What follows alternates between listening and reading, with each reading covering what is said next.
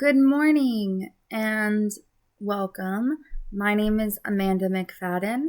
I will be talking about Chapter 6 in our Persuasion book, Scarcity, the Rule of Few, Why Less Means More.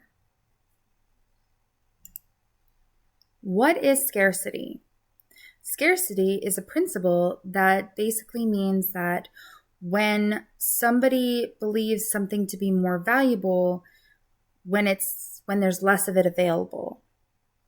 So if there's something that's low quantity on a shelf, more people are prone to buy that one thing that's less available. What G.K. Chesterton has said is that the way to love something is to realize that it might be lost. So how does scarcity persuade us?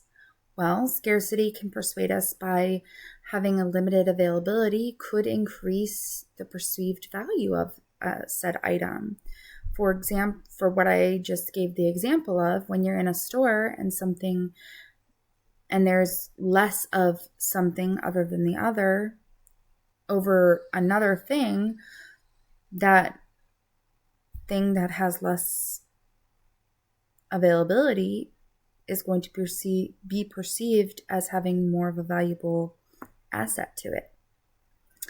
It can often trigger action and urgency to buy, and it can create an impulse of sorts for a person to purchase. It's often linked to aversion, which is basically the dislike of something. So you could dislike something. What is the psychological power behind it? Well, scarcity can create FOMO. What is FOMO? FOMO is the fear of missing out. Personally, I have a fear of missing out. I know a lot of people do.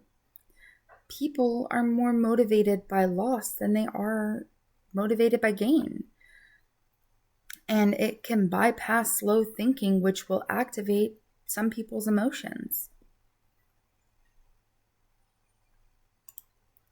Less is best and loss is worst. So there are three different types of scarcity: limited quantity, limited time, and exclusive access.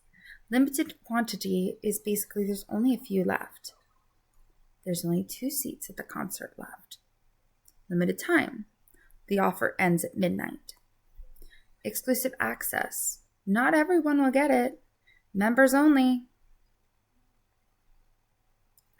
If you've ever been to a Sam's Club or Costco, those are exclusive access only. You have to have a membership to be able to buy from them. Some real-world examples of scarcity is when you're on Amazon and there's only 4 left in stock, or you going to a concert and there's only a few seats left, or you're at Walmart and it's a first come first serve until it's gone. Below you'll see I have an ad that's a real ad from a while ago.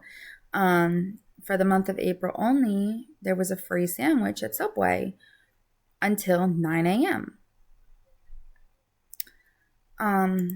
Scarcity plus social proof.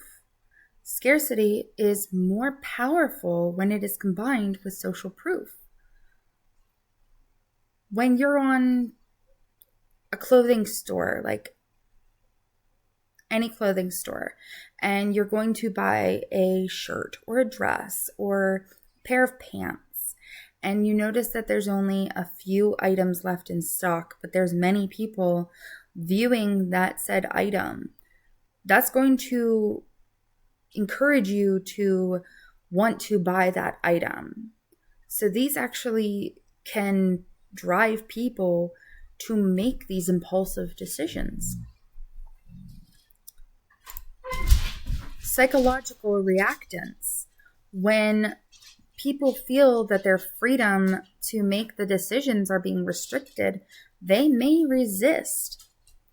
These situations could hurt the trust that customers have for a brand.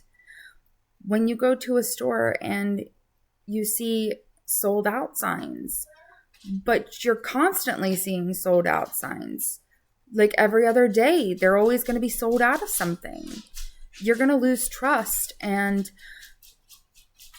you're going to lose trust in that company or in that brand. So what are our key takeaways from this? Well, scarcity affects nearly all decisions. The fewer there are, the more people want it. This is the rule of few. Awareness of the defense tactics can help a person make better choices. Scarcity can create both progress and pressure. Thank you for listening, and I hope you all have a wonderful day.